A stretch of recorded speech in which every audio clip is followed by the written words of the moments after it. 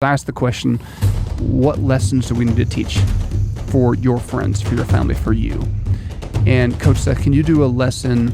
I love the lesson of forgiveness, but I can't forgive my parents who abandoned me. I just said, well, you just made a really good point. And I think you're confusing forgiveness with reconciliation. You will never forget what happened to you because what happened to you was wrong. However, forgiveness is for you, right? Reconciliation is when the other party and you both want to heal and work through it.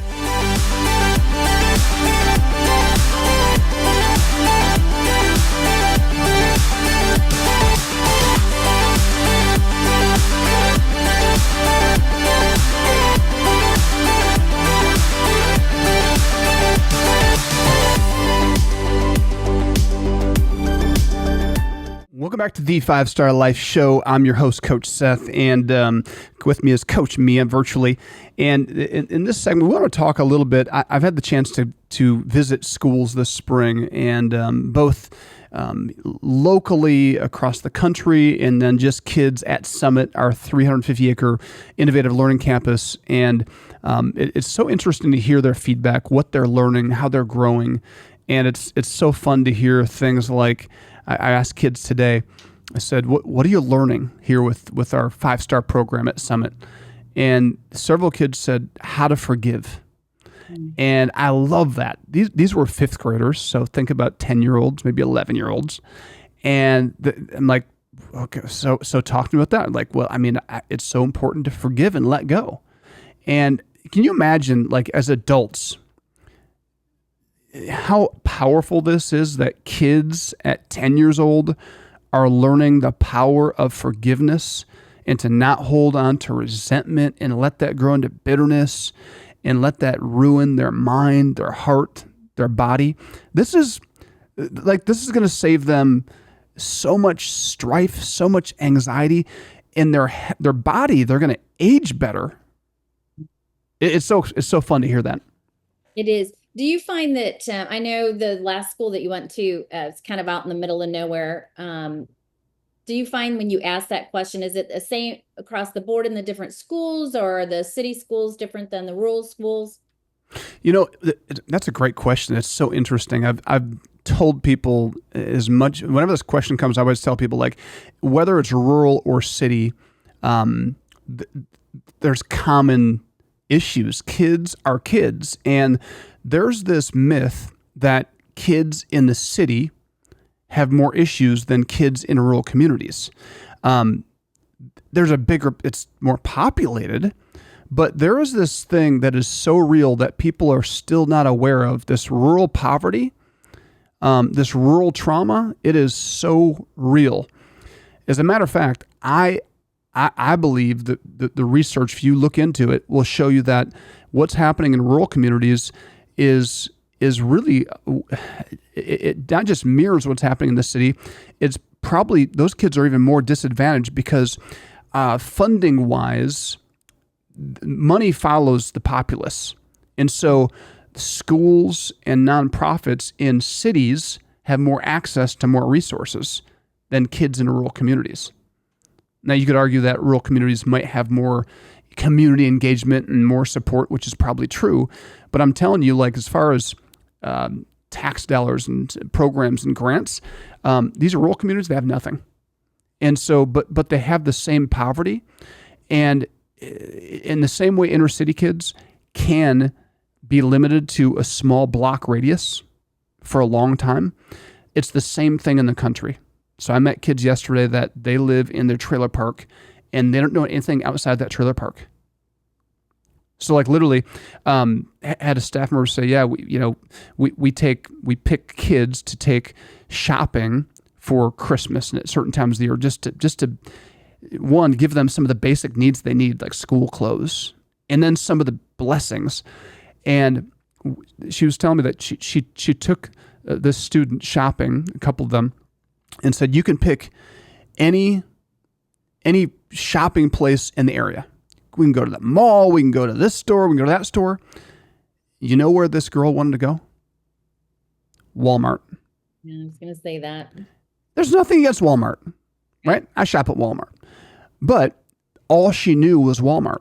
And she could pick anything, but she didn't know anything else. That was familiar to her. And so, and the same is true with food. Like, where do you want to eat? Olive Garden? You want to go to, where do you want to go? Any places on the table. And you want to eat steak? You want to, she's like, I like Subway. I like Subway. And so it's interesting. You're not asking about those physical things. You're asking about the emotional kind of social emotional intelligence issues, and forgiveness, trauma, parents that are angry or have abandoned you, or drug addiction. All those things are always feedback you get in the city or in the country. Same types of things. So when they say trauma, do they have specific trauma, or are they just using the word trauma? Are you using the word trauma? So they will say, sometimes they use the word trauma. Most of the time they use words like, Coach Seth, because I asked the question, what lessons do we need to teach for your friends, for your family, for you? And Coach Seth, can you do a lesson on like I love the lesson of forgiveness, but I've forgiven everybody, but I can't forgive my parents who abandoned me. Like I can't get over it. I'm adopted, and I can't forget what they've done. And I just said, well, you just made a really good point. And I think you're confusing forgiveness with reconciliation. Like you will never forget what happened to you, because what happened to you was wrong and damaging and hurtful. However, forgiveness is for you, right? Reconciliation is when the other party and you both want to heal and work through it. And so anyways, they give me all kinds of lesson ideas of, okay, let's drill down a little harder, because he was confused about what forgiveness really is. Forgiveness is for us, right? We can't control what the other person does. We can control what we do with it. Instead of keeping that connection, that what we teach in our lessons is, forgiveness. Every time someone hurts you, or there's something that happens between two parties, there's this emotional cord between the two parties. And there's this pain. You're attached to that person in a negative way. There's this toxic flow of energy flowing into you. Forgiveness is you unplugging. I almost think about like the movie back in the 90s, The Matrix, or early 2000s, The Matrix, right? They're all connected to those cords. It's like Right. disconnecting from the energy source and saying, I'm no longer going to let this hurt mess with me. I'm unplugging from the Matrix, and I'm letting go of it, right? Doesn't mean you need to go be their best friend, because most of the time they're toxic. Sometimes they can work it out, right? If both parties are interested, but that's kind of some of the stuff that we walk through with those kids. I think that's such a great illustration, and because it's so simple, and we try to hold on to it for dear life and won't let it go, and it's like, nope, just unplug. What were some other things that they brought up? You know what? Grief came up. It was so interesting. I mean, I had several students yesterday just say, can you address grief? I lost a friend who, and this young man started to just get emotional and get tears in his eyes, and he had to pause for a second. And he just said, I lost a friend who drank himself to death. His liver gave out. And this kid was in tears. He said, I tried to help him, and I just feel like I should have done more to save his life. And I think we get it all wrong. I think the media, unfortunately, the media highlights all the bad things that kids are doing. And it's really there's a lot of kids that are doing dumb stuff that get attention, but they're not bad kids. But there's a really small percent of kids that are truly doing violent, evil things. There's a large group of kids that are they're good-hearted. The vast majority of these kids, they have such big, loving hearts to help and to care. And they've been through a lot, and they still care. That's the amazing thing about kids. And that's why I think it's so important. I mean, that everybody somehow be involved in kids' lives. Like somehow be in their vicinity, because it will help make you young. It'll also remind you that you have something to pour in support. That's good. Another kid talked about grief from a different perspective, literally grieving. How do you deal with, Coach Seth, grief from a parent who left me when I was a child, grew up with my grandmother, but left to live, she said, to live the fast life, drugs, sex, whatever, and then would come back and apologize and say, I'm here for you. I want to raise you. And then would go, and then would come back, and then would go, and then would come back. She's like, it's grief. It's hurt.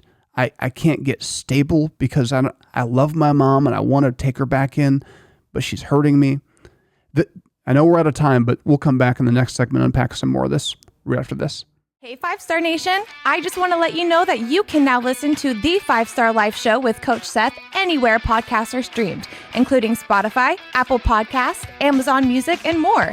You can also watch us by subscribing to our YouTube channel at The 5-Star Life. You can watch us on our new program platform partner, Your Home TV. Just go to yourhometv.com and look for 5-Star Life with Coach Seth.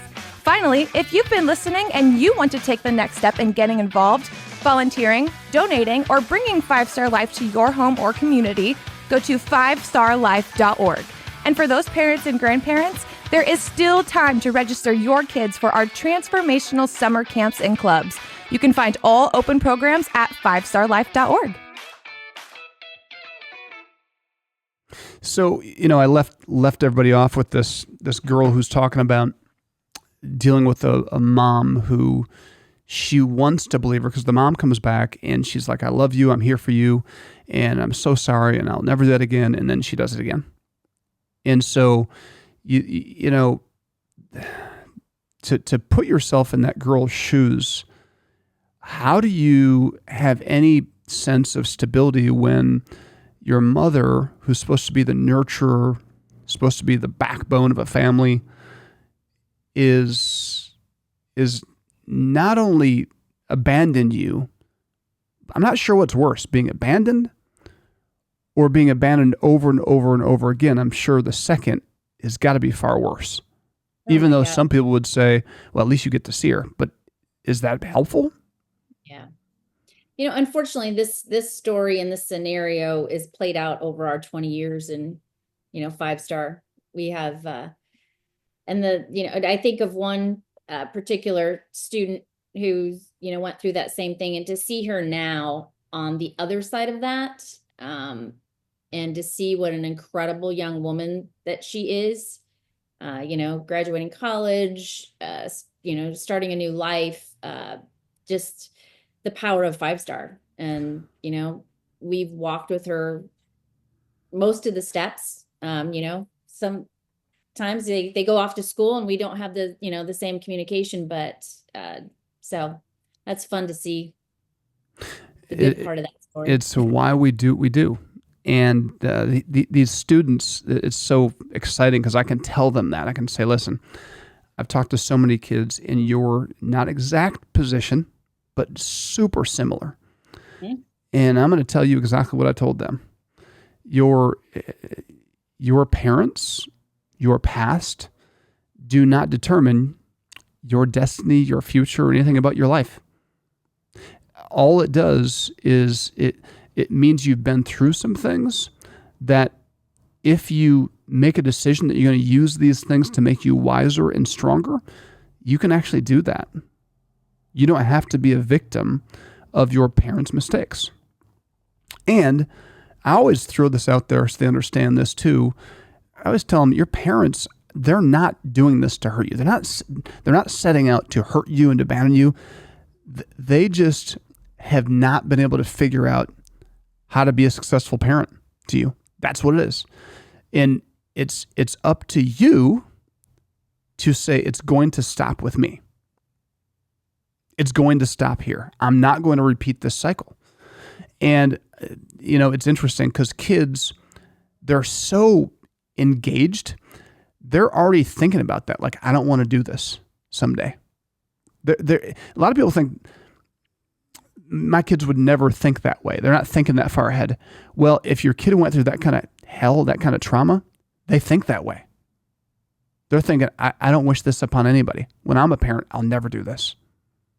So it's powerful stuff. And then you have students that bring up things that are consistent themes over the last 20 years: suicide, depression, things like that. And this one girl said, I know you talk about, I have value.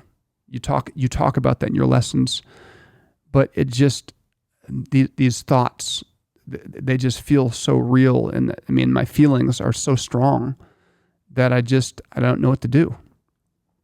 And that's middle school, right? There's all these hormones, all these chemicals released. So feelings are everything. And I just told her, I said, listen, I walked out my back door to take the trash out, and it's dark, and I saw a snake. And I just froze because I'm like, there's a snake right there. What the I mean, my emotions, I felt afraid instantly, like, what the heck? But then my eyes adjusted to the darkness, and I realized it's just a stick. Oh. And I was totally fine. Yeah. Right? So our feelings, you might feel like you don't have value, because people made you feel that way. But your feelings are very real, but it doesn't mean they're true for who you really are. So if I saw the snake and then I adjusted, realized, oh, that's not true. And so I'm afraid, but I don't need to be afraid. That's something you can take a look at, like, that you have value. So it's a matter of choosing to still be afraid and pretend there's a snake and pretend I don't have value, or to truly reinforce for yourself, I have value. And I walk them through what I do every day. I remind myself my value. Why? Because there's a lot of things, a lot of sticks that look like snakes in our lives that want to put fear that we don't have value, that we'll never make it, that we'll never succeed, that we don't have what it takes, that we're not pretty enough or strong enough or whatever enough. Those things are very, very real, but they're not true. So there's just so many great things that come out of these conversations and lesson ideas to reinforce for kids. Sure. Did they bring up anything that was shocking to you or new to you, or? This was actually very, it was just on par. I think it just reinforced the idea that so many kids, they are leaning into these lessons and they are absorbing at a deep level what we're teaching. And these lessons are one of the few sources of hope and of practical, tactical skills and support and belief. Like, they have Coach Seth, they have 5-star in their ear, in their mind, telling them that they have value, telling them that they're powerful, telling them that they can do anything they want to. And so it's always a reminder with the group like this. This is a group of at-risk kids. It was just a reminder of, I may be the only voice in some of these kids' lives. Their teachers, some of them have amazing teachers, but some of them, they act a fool in class. And the teachers don't always have the patience, because often we as adults, we see what kids do on the outside, and we don't have enough depth in understanding that there's a reason they're doing that. There are some punk kids that just doing it for fun. Right. But for the most part, most kids, they're acting out for a reason. And they need our support and to lean in and dig a little deeper into what's going on. So then we have a voice into their life. I guess we have to thank the school too. This is one of a school that's been a partner of ours for I don't know how many years, but several years. They make sure they have funding. They see the value of our program. So that is, and you know what? They know that teachers can't do it all. And our program's easy, simple, and you're there to help. Yeah, actually, the teacher that's like the coordinator, the instructional coach that's the coordinator of the program at that school, she just said, we just keep on, she's been involved for 4 years. She said, I've watched 5-star, like, the content keeps getting better every year. And she said, that's why we keep renewing, because every year it's better. And these kids, they're not getting this anywhere else. And so that's why we keep renewing. Love it. Yeah. So this is why it's so important for people to get involved and be a part of the solution. Like, it's always reminded to me, like, there's so many kids that they have nobody else pouring into them. So when they're talking about they have no value, I just paused the room before I walked out of the room and said, listen, I want everybody to look me in the eyes, and I want you to hear me loud and clear. You have incredible value. You are strong. You are powerful. You have a great destiny. You have a future. You're intelligent. You can do anything that you set your mind to. And literally, like, I had to stop them 2 times because as I'm scanning the room telling them this, there's kids that are looking down at their feet. They don't know how to take it. They don't know how to receive it. So I had to stop and say, no, I want every eyeball on me, because I'm going to say this to each of you, and I want you to receive it. And as I'm scanning, I had to stop twice to do that, because I said, there's a problem when me telling you the truth of who you are, there's something in your mind that thinks, no, I can't receive this. This isn't who I am. There's something that makes you uncomfortable. There's something wrong with the world and your world right now, because this should be like, yeah, this is who I am. And so take this and bottle it up, and it'll be transformational. So we're out of time. Thanks so much for tuning in. Go to 5starlife.org to learn more. If you enjoyed this episode, I want to ask you to do me a favor. Hit that like button and the subscribe button so you don't miss an episode. And there's one more thing I'm going to ask you to do. If you're a parent or a parent-to-be and you're interested in helping yourself and your teenage adolescent kids really live a 5-star life, and that's, make sure you're the first to receive information about this 5-Star Life parent app that's coming out back to school here. And you can go to our 5-Star Life website, 5starlife.org, and on the homepage, there's a banner that says join the app waitlist. Be the first one to be notified when the app goes live. There's going to be a bunch of conversations like this for parents, and then just so many lessons for kids at all stages of adolescence that you can sit down and go through with them. It's a great tool for your toolbox. Go to 5starlife.org to learn more.